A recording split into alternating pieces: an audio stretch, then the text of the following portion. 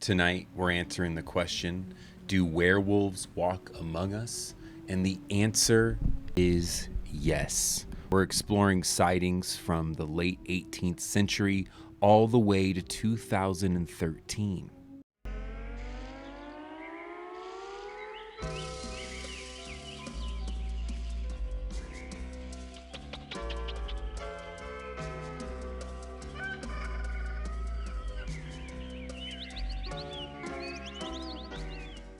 If you've been with me on a Halloween read, you'd know that a lot of the werewolf cases during the Inquisition, the horrible time of the witch trials when people were put to death for their weird beliefs in anything that wasn't what the authority or the church at the time said was okay to believe in. A lot of outsiders who might have been strange looking or had strange habits were put to death because they were thought to be werewolves. A lot of the werewolf cases originated in France. So that's where we're starting tonight, in the late 18th century, from 1764 to 1767. This is the story of the werewolf of Gévaudan, France. The beast walked like a man but was covered with hair, had a snout like a pig and pointed ears. It killed many people, tearing out hearts and drinking blood with wild abandon. Children from several villages fell prey to it. A peasant farmer named Jean-Pierre Pocheur was among the first to actually shoot at it on September 1764. He said he saw it sneaking up on his house, so he grabbed his rifle and blasted away, apparently without effect. The beast ran off. M. Pocheur described it as being the size of a donkey, covered with hair, and having something like horseshoes on its feet. Kind of sounds like a Jersey Devil. It left behind the kind of hoof prints so often associated with the devil. And the Jersey Devil did the same as well. Just classic, like, horseshoe prints. Because people of the time, back in this day, imagine the devil in that classic half goat. Hooven, a man with hooven feet. A few months later, the monster attacked a group of children near the village of Chanelis, and they fought back with knives and pitchforks, finally driving it off, but not before it had mauled and killed 2 of their number. King Louis XV heard their reports and dispatched a company of cavalry to the scene. The soldiers found the tracks and followed them. They then even caught a glimpse of the unbelievable and fired at it. But as usual, it got away, right? If these alleged creatures of great natural prowess and ability are out there, money, they sense you coming a mile away if you're out there for ill intent, or they could just like phase into wherever freaking dimension they're from when you shoot at them. That's why you can't just like shoot one of these things. As the killings continued, the usual army of farmers spread out to hunt the demon down. In the end, a man named Jean Chastel won a place in French history by shooting it. He had loaded his rifle with silver bullets, it being a well-established superstition that only silver bullets can kill werewolves and vampires, and was nervously reading a prayer book when the monster stomped out of the woods and headed straight for him. He fired point blank, hitting it in the chest and terminating its 3-year career of horror. The huge body was paraded triumphantly through the villages and then was supposedly shipped to Versailles so the king could see it. We say supposedly because it apparently disappeared along the way, or was buried when the stench got too much for its transporters. Ain't that how it goes? So here we go, a werewolf carcass. The werewolf, the one we have so much evidence for. I mean, by evidence, I mean a lot of murders reported that might or might not have been committed by the werewolf, who knows. Anywho, apparently they killed it, and when they shipped the body, it disappeared. Poof. This reminds me of the classic story of the of Caddy, the British Columbia sea monster. Whalers find a baby caddy in the stomach of a baleen whale, and they see baby baleen whales and fetal baleen whales all the time, so they know the difference. It's like people who, if you live out in the woods and you see a bear from time to time, you're going to know the difference between a bear and a Sasquatch, right? So these whalers who cut open whales' bellies every day and see what's inside of them every single day, they would know what was weird. They ship it off to the museum. The museum, doesn't really give us a conclusion, but they're like, this is just a baleen whale baby. And they burn the body so no one else could study it. This reminds me of this thing here. We have a werewolf body that just quote unquote disappears on its journey. No matter what story you're reading, all the hard evidence poofs or gets burnt up. The ending of the otherwise detailed report is unaccountably lazy, raising some speculation that the authorities were trying to hide something about its identity or final description, as they do. But what? Was the creature actually more like a man than an animal? We will never know. And that is the famous French werewolf that terrorized the countryside from 1764 to 1767. From there, let's go to some sightings in America from the 30s through the 70s. Werewolf sightings. Taking a break in the 40s and 50s, kinda, and then spiking in the 60s and 70s, which, what I love to talk about, the great wave of or UFO and entity flap that happened in the 60s and 70s, especially in the Ohio River Valley with all that beautiful strangeness. We're going to dive into specifically the werewolf strangeness of the time. From Strange Creatures from Time and Space, that's what we were reading from originally. We're by the great John A. Keel, superhero of the weird man on the ground, boots on the ground in the 60s and 70s, investigating weird stories, believing everybody. If you're out there watching this and you have a story you'd want to share, please let me know. Encounter with a ghosty, ghoulie, goblin, UFO. What are we reading about tonight? Werewolf, whatever it is. Because as always, we're ready to believe you. So from Strange Creatures from Time and Space, we go to Unexplained! The new edition, written by Jerome Clark. If you've been with me for any amount of time on the Midnight Book Club, Monsters After Midnight, Saturday Morning Book Club, Sunrise Book Club, whatever, we've mentioned Jerome Clark a lot. He is another hero of the unknown, a collector of stories and author of a lot of different encyclopedias and books all about these creatures. So definitely check him out if you're into short stories about these entities that have visited people. In the early spring of 1971, residents of a Mobile, Alabama neighborhood claimed to have had nocturnal encounters with an extraordinary creature. The top half was a woman, one witness said, and the bottom was a wolf. The witness added unnecessarily, it didn't seem natural. Such reports, which the Mobile police investigated with inconclusive results, are modern echoes of ancient beliefs about werewolves. Honorable mention is a man, Peter Stube, from the 16th century, 1589. Horrible crimes. Google him if you'd like to. But he claimed to be a wolf. I believe he was a guy who claimed to have a magical belt that turned him into a wolf. That belt was never recovered, but that was his story. Under torture. From 71, let's go to a 1960 issue of Fate. Mrs. Delbert Gregg of Gregton, Texas. Imagine being a Gregg from Gregton.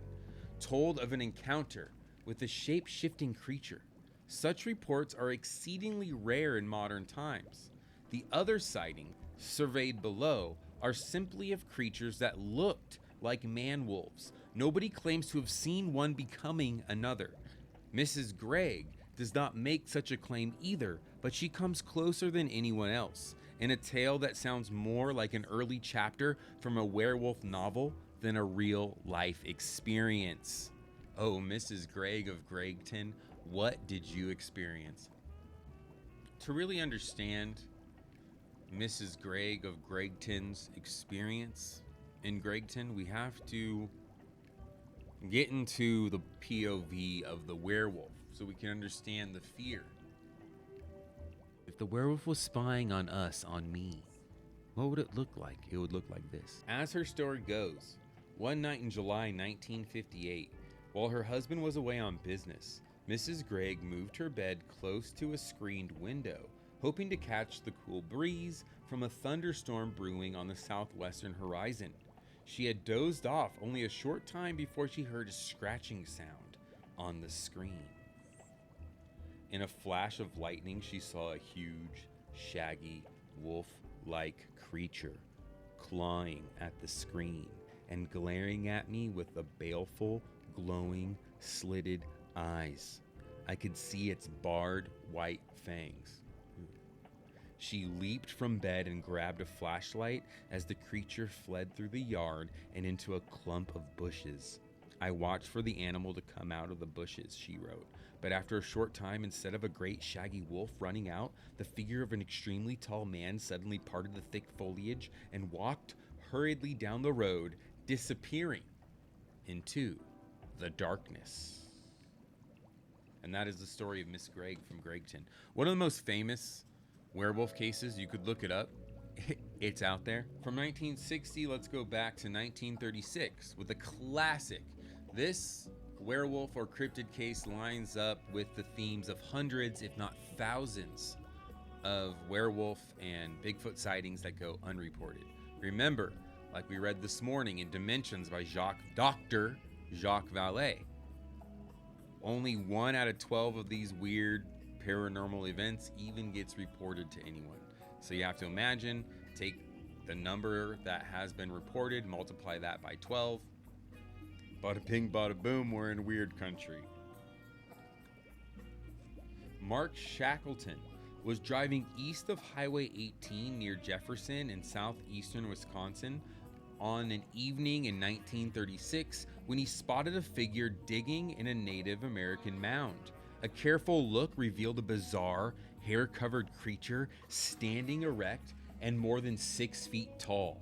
The profile of its face showed a muzzle with both ape and dog features, just like the French werewolf, plus pointed ears. Its hands were odd.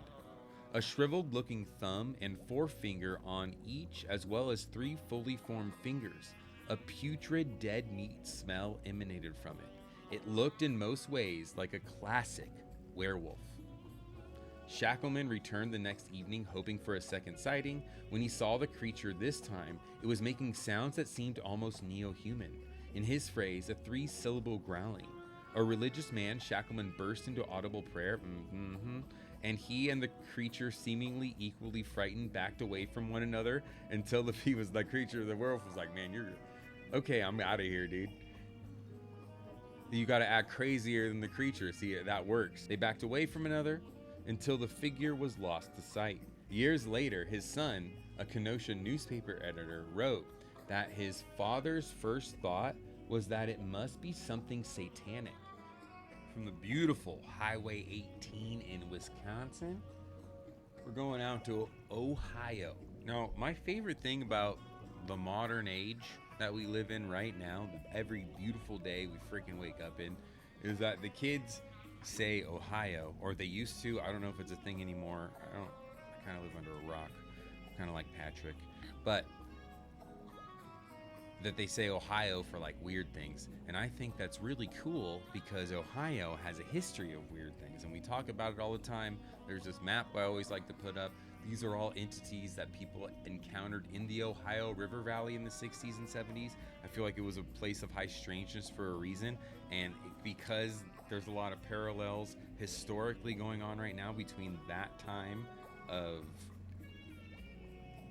like chaos and revolution and everything in the 60s and now, if dollars to donuts, there's some paranormal shit going on out there that might not be being reported, because if you report weird stuff like that, you get ridiculed.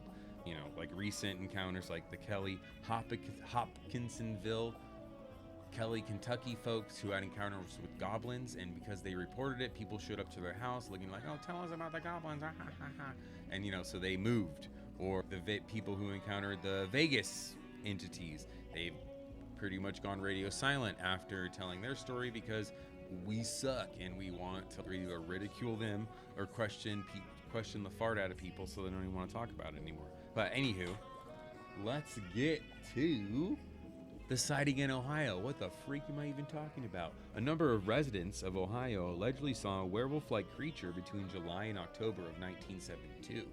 They reported encountering a 6 to 8 foot tall creature that one witness described as human with an oversized wolf-like head and an elongated nose. Another said it had huge hairy feet, fangs, and it ran from side to side like a caveman in the movies. What? It also had glowing red eyes during the early morning hours and allegedly sneaked up behind a train man working along the tracks downtown. And if you're going to call a train man a liar, I'm going to slap you in the face. Downtown Defiance, and whacked him with a 2x4. Werewolf with a 2x4. Presumably, we have here a prankster or a madman dressed to scare. Or if you've seen Walking Tall, it could be a werewolf on a mission of justice and revenge, much like The Rock was on a mission of justice and revenge in that movie. From Ohio, we go to the enchanted lands of New Mexico in 1970. 4 Gallup, New Mexico youths allegedly encountered what they called a werewolf along the side of the road near Whitewater one day in January. It managed to pace with their car, which was traveling at 45 miles per hour. One witness reported it was about 5 feet 7, and I was surprised that it could go so fast. At first, I thought my friends were playing a joke on me, but when I found out they weren't, I was scared. We rolled up the window real fast and locked the doors of the car. I started driving faster, about 60, but it was hard because that highway has lots of sharp turns. Someone finally got a gun and shot it. I know it got hit and it fell down, but there was no blood. I know it couldn't be a person because people cannot move that fast. A lot of folks would bandy about the term skinwalker at this point. I mean, I think that's probably what it was, especially out in New Mexico. That's something I know very little about, and even the people who know a lot about it don't really like to talk about it too much, especially to outsiders. So it's something I like to not talk about too much because I don't think anyone talking about it knows what the fart they're really talking about unless they're from the culture that knows everything about it. But it could be. To me, it sounds like one. From 1970, let's go to 1973. This time, Western Pennsylvania played host to dozens of reports of strange ape/wolf-like creatures, sometimes seen in association with UFOs, said to have, in one witness's words, fire red eyes that glowed in total darkness, to be 7 to 8 feet tall and give off a strong, unpleasant odor. Another type of creature, investigator Stan Gordon noted, was said to be between 5 and 6 feet tall. It was described as looking just like an extremely muscular man with a covering of thick dark hair. Again, in these reports, the arms are very long and hung down past the knees. This creature appeared to have superior agility, exceeding that of a deer.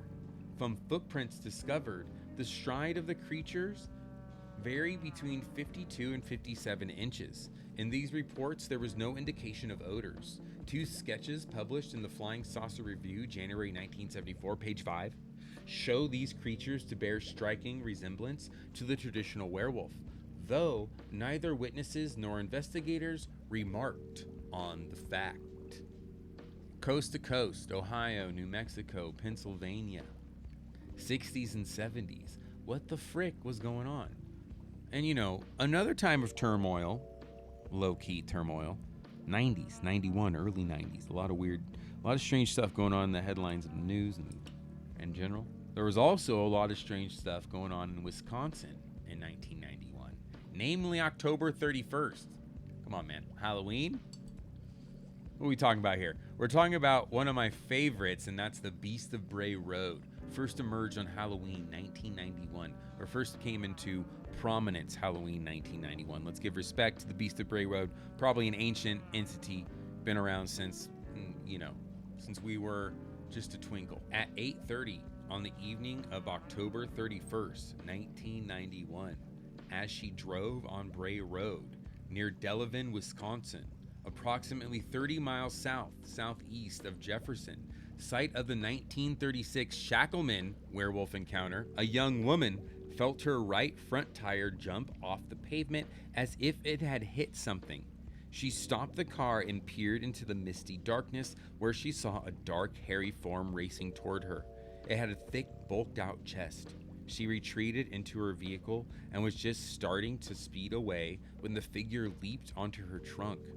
The trunk was too wet for a firm grip. However, she heard the creature fall off. Returning later with a young friend, she glimpsed a big form rising from the side of the road. By itself, the sighting would be little more than a curiosity or a prankster on Halloween. But as it turned out, it would be one of a number in the area. When word of it got around, other local people stepped forward with their own accounts. In the fall of 1989, for example, Lorraine Izderezi, rounding a site along Bray Road, half a mile from the incident above, saw what she first took to be a person kneeling in a hunched position at the edge of the road. When she slowed, the figure stared at her from a distance of no more than 6 feet across the passenger side of the car. And this is quote from the lady herself. It was covered with a grayish-brown hair with big fangs and pointed ears. His face was long and snouty like a wolf, she told reporter Scarlett Sankey. Though it was evening and the figure's eyes were not in full headlights, they glowed nonetheless. They were yellowish gold color. The arms were really kind of strange, jointed like a man or a woman would be, she said. He was holding his hands with his palms upward. The arms were muscular, like a man who had worked out a little bit. The back legs looked like they were behind him, like a person kneeling. The sighting lasted for a maximum of 45 seconds. She had no idea what the creature could be beyond a freak of nature until she went to her library and she found a werewolf illustration. Around that time in Elkhorn, near Delavan, dairy farmer Scott Bray observed a strange-looking dog along his pasture on Bray Road. Bigger and taller than a German shepherd, it had pointed ears and a hairy tail with long, scraggly grayish-black hair. It was built heavy in front, a real strong chest. Sexy wolfman. Bray pursued it to a rock pile and was perplexed when he could not find it there. In the soft soil nearby, he found enormous footprints, 4 to 5 inches in diameter, leading and disappearing into a pasture of grass. Bray thought he had seen some type of wild dog cross. All these features would appear in sighting accounts reported by other people in the area between 1989 and 1992. The creature resembled no known animal, certain superficial resemblances to dogs, wolves, and bears notwithstanding. Dan Grobner of the International Wolf Research Center in Ely, Minnesota stated, flatly, "I would bet my next paycheck that it's not a wild wolf." Complicating all this were some reports, as in Pennsylvania in the 1970s, of Sasquatch-like bipeds. So there you have it. From the 18th century, from the friggin' 16th century to the 18th century and beyond to 1991, 1992, reports of werewolf-like, wolf-like creatures in every single decade. Now let's go to 2013. The final book we'll be reading from is entitled Real Encounters, Different Dimensions, and Otherworldly Beings by Brad Strieger and Sherry Hansen Strieger. We're going to an encounter that happened in 2013, back to Wisconsin. Werewolves love Wisconsin, all the woods, the Timberwolves. Greg Posada and Eugene Pointer of Shawano County, Wisconsin, called the paranormal hotline run by Paul Dale Roberts with their report of 2 werewolves seen near Grass Lakes on January 9th, 2013. They claimed that these 2 creatures that appeared to be werewolves were definitely bipedal. One of the creatures had grayish hair while the other had brownish hair. Both creatures had snouts. When the creatures were observed, they both seemed to be bent down drinking water from the lake. Eugene and Greg both claimed that the creatures sniffed the air and then turned and looked at them. They let off a howl that sounded like that of a regular wolf, then ran off to a nearby thicket. The encounter occurred around 2 a.m., and Eugene and Greg were both shaken by this encounter. Greg says that the brown-coated creature was at least 7 feet tall, while the gray-coated creature was perhaps 6 feet tall. Eugene said that this was not the end of the story. After their encounter with the werewolves, no more than 10 minutes had passed when they spied a silver disc surrounding the forest. The silver disc was hovering and then shot up into the sky. The sighting of the disc lasted only about 3 minutes, but during the time of the sighting, everything felt surreal. Everything moved in slow motion. Eugene and Greg felt relaxed and at ease while they watched the disc in the sky. Eugene does not understand how they could have 2 paranormal sightings in one day. Well, I'll tell you how. Lights in the sky, creatures running by. Or in Eugene and Greg's case, an interesting Mrs. Greg from Gregton, then Greg in 2013. But anywho, Greg and Eugene You saw two things in one day because lights in the sky, creatures running by, or in your case, creatures running by, and then lights in the sky. Freaking classic. So there you have it. UFOs and werewolves. From the 16th century to 2013. All the encounters, like the ones we read about in Dimensions and all the other books we've read together,